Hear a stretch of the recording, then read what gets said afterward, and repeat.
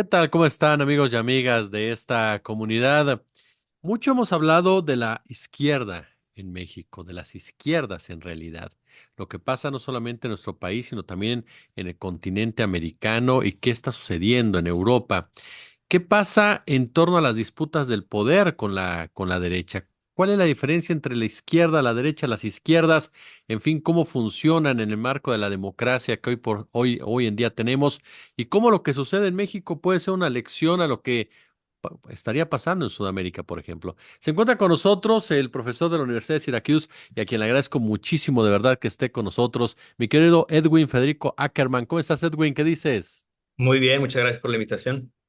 Oye, pues yo de entrada te preguntaría, para ir calando incluso la situación que estamos viendo actualmente, ¿es lo mismo, es la misma izquierda la que vemos en México que la que vemos en Colombia, que la que vemos, por ejemplo, en Brasil o la que replica en Venezuela? ¿O hay diferencias entre ellas?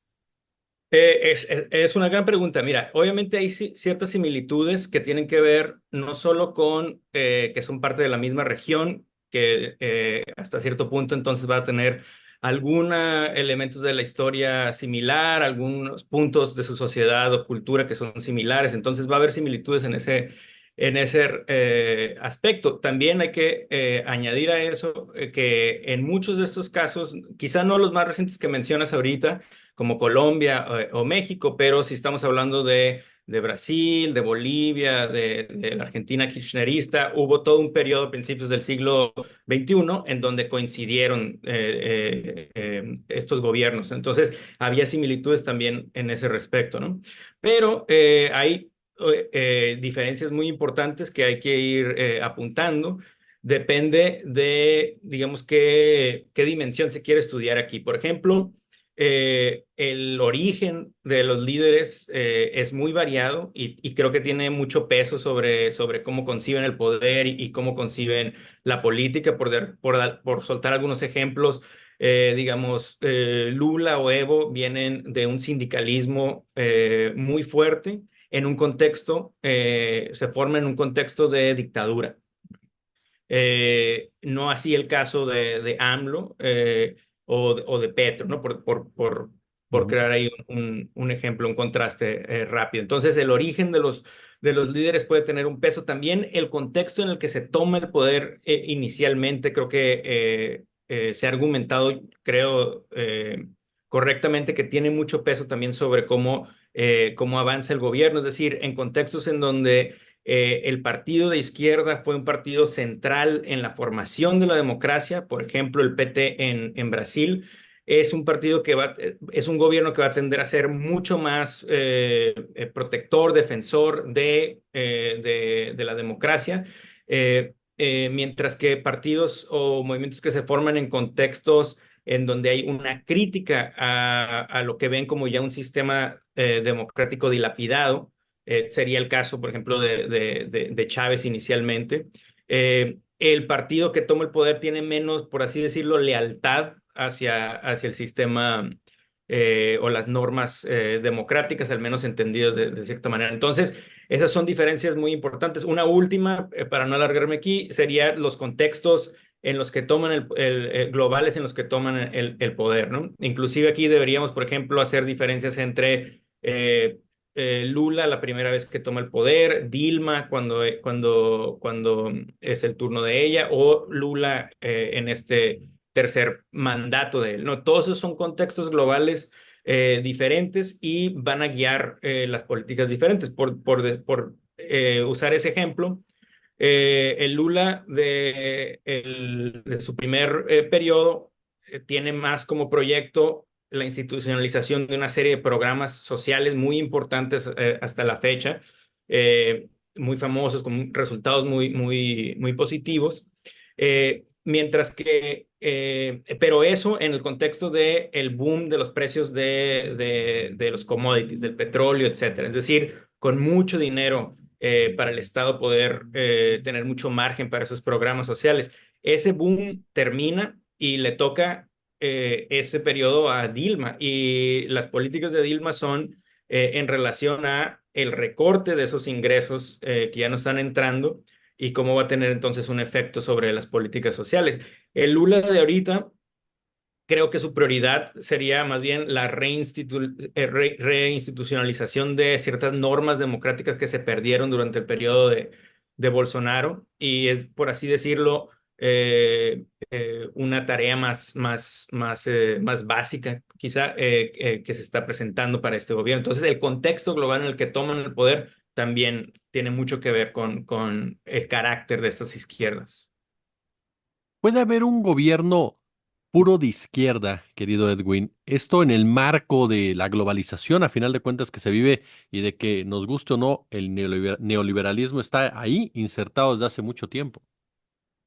Exacto, yo creo que la respuesta es que no. Y la razón para esto, yo creo, tiene que ver inclusive con algo previo, digamos, al momento del neoliberalismo, etcétera. Es decir, creo que nunca hay un contexto donde puede haber una izquierda pura y esto es por razones eh, casi de definición. Porque si me permites nomás brevemente hacer como un mapa Adelante. aquí histórico de lo que es la izquierda, ¿no? En términos de teoría política, etcétera. Históricamente, estos términos izquierda-derecha aparecen en el contexto de la Revolución Francesa y en realidad tienen que ver, no estamos hablando de política en Occidente, ¿no? Y tienen que ver con cómo se posicionan los distintos actores en relación a la monarquía, al gobierno monárquico. Obviamente, izquierda es antimonárquica y la derecha es pro-monárquica.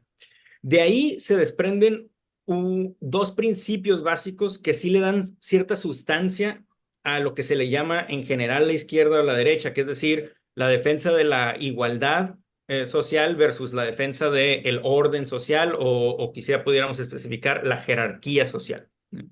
Pero ya dentro de esos principios que son muy amplios, hay una serie de corrientes que comienzan a formarse durante el siglo XVIII, siglo XIX, siglo XX, con distintos argumentos sobre qué constituye, hablando de la izquierda, qué constituye verdaderamente la igualdad. Y ahí es donde empiezas a tener ya una primer tensión entre quienes, vamos a llamarle la izquierda liberal, que argumentan que lo principal es esa libertad del individuo frente al autoritarismo del Estado. Es decir, regresando al punto ese de la crítica del gobierno monárquico, ¿no?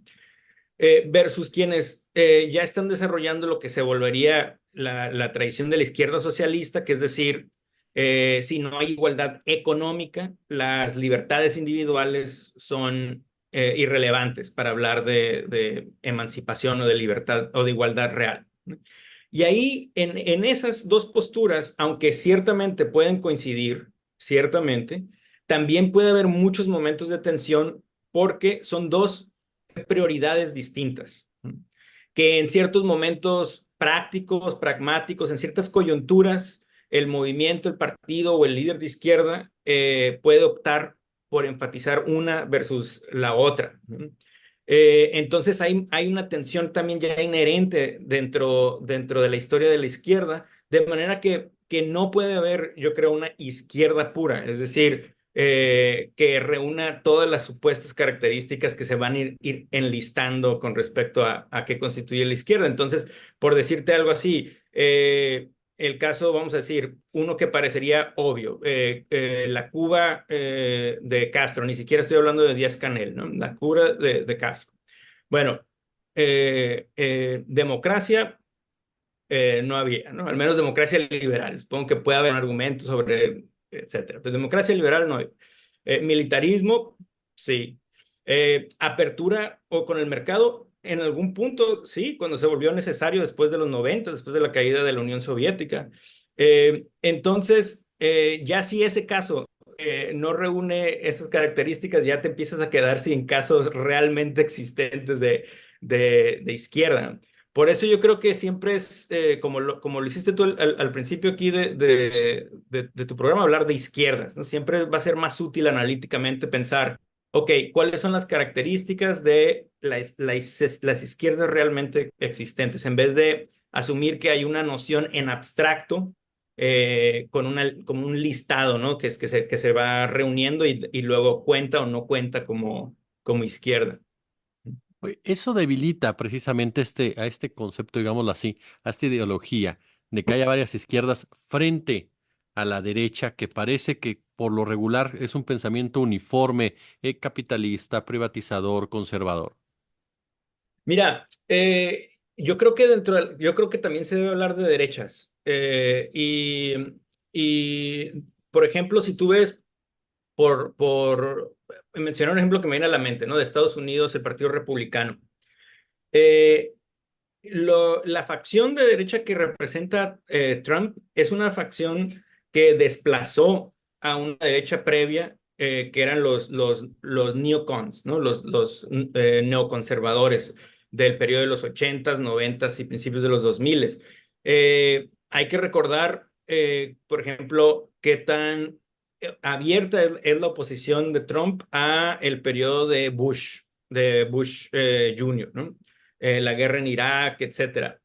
Y claro que dentro del partido hay facciones que estuvieron en esos gobiernos, pero ya no los defienden. Es decir, sí ha habido un desplazamiento de una derecha en pro de otra derecha, ¿no? Y es una derecha que es más crítica del neoliberalismo. Hoy en día, en el mainstream político americano, digo, nomás por usar un ejemplo, va a ser más común encontrar una crítica al Tratado de Libre Comercio que venga que venga desde el Partido Republicano que una que venga del mainstream del Partido Demócrata, lo cual es un punto ya en sí interesante, ¿no?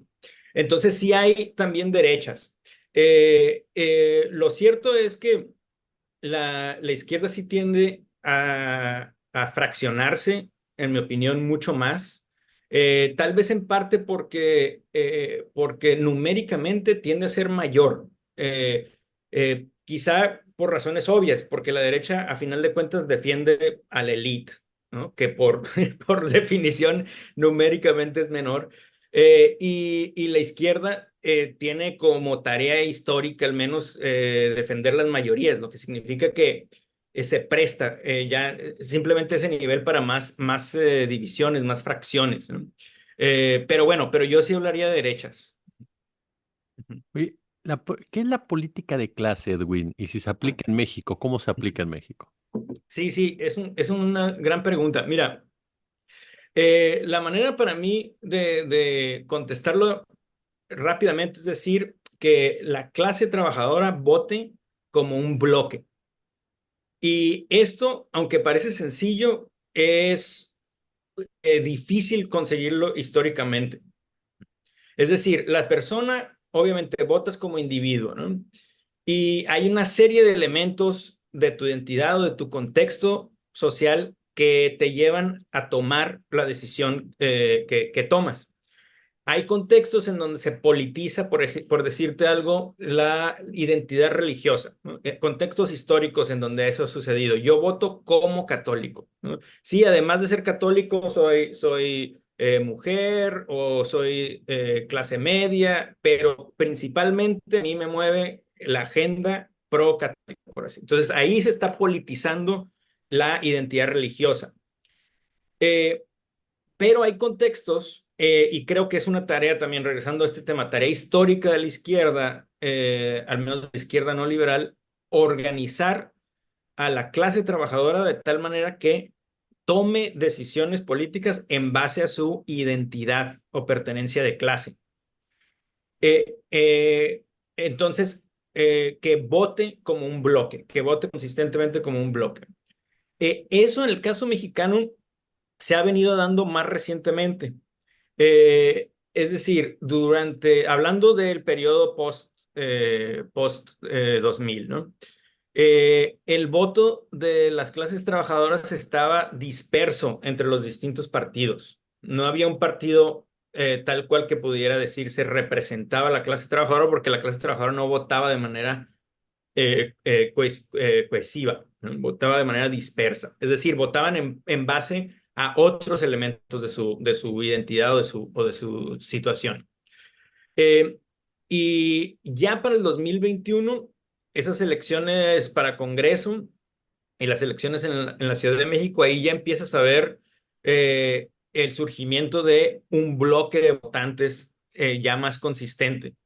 Y lo ves también en las encuestas de opinión sobre aprobación presidencial, donde cuando se pregunta por aprobación, dependiendo de tu ocupación, ves claramente que la mayor aprobación presidencial viene de los empleados, de los campesinos y del sector informal, de los que se dicen trabajar en el sector informal.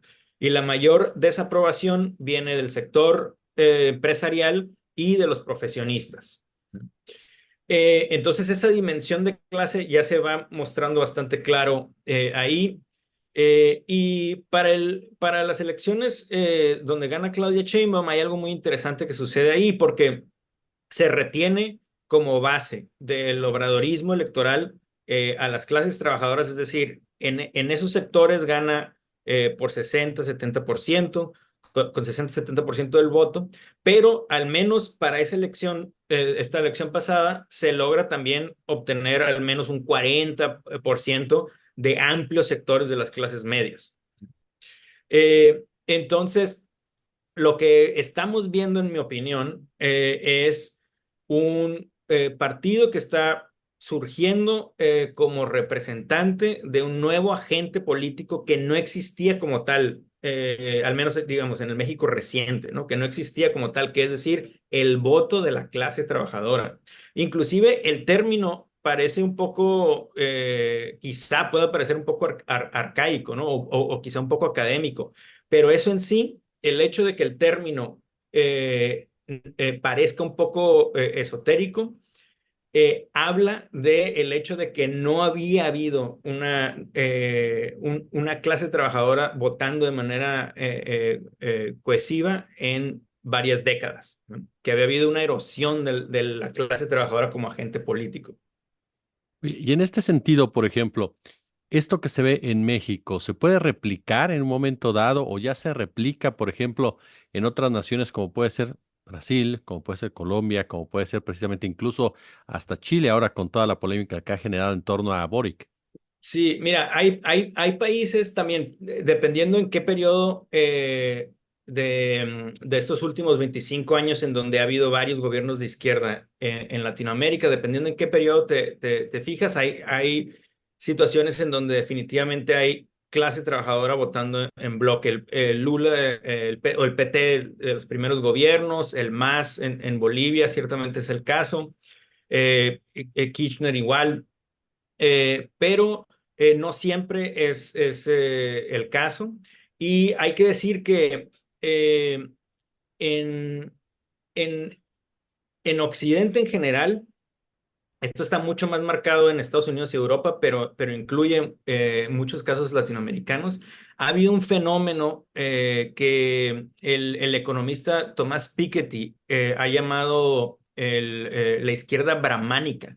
Y a lo que se refiere con eso es que los partidos de izquierda en Occidente, que históricamente buscaban representar a las clases trabajadoras, vamos a pensar aquí, por ejemplo, el Partido Laborista Británico o el Partido Socialista Español o el Partido Socialista Francés, históricamente buscaban representar a las clases trabajadoras y en varios puntos del siglo XX lo conseguían, es decir, tenían su bastión electoral en las clases trabajadoras.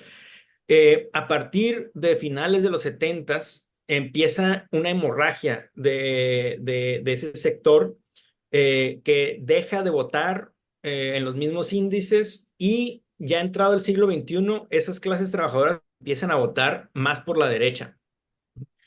Y lo que empieza a reemplazar la base electoral de los partidos históricos de izquierda de Occidente en el siglo XXI es las clases credencializadas, precisamente los profesionistas, los que tienen estudios universitarios, ese específico sector de las clases medias se vuelve el bastión de estos partidos. Eso lo ves, por ejemplo, muy claro regresando al punto en Estados Unidos, donde el Partido Demócrata no representan a las clases trabajadoras, quienes están votando menos y votando a la derecha. El Partido Demócrata representa a las élites costeras, como se dice, es decir, universitarios, etcétera. Ese fenómeno ha sucedido en varias partes también de Latinoamérica, no en todos los casos, Pero es el caso, yo diría, por ejemplo, de Chile actual, de Boric, donde no ha habido en realidad un resurgimiento de una política de clase.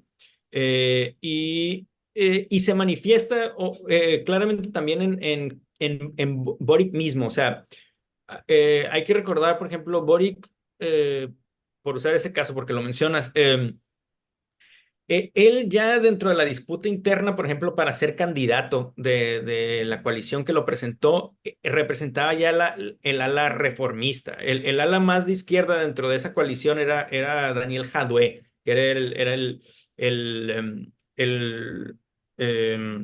jefe del gobierno se me olvidó la ciudad.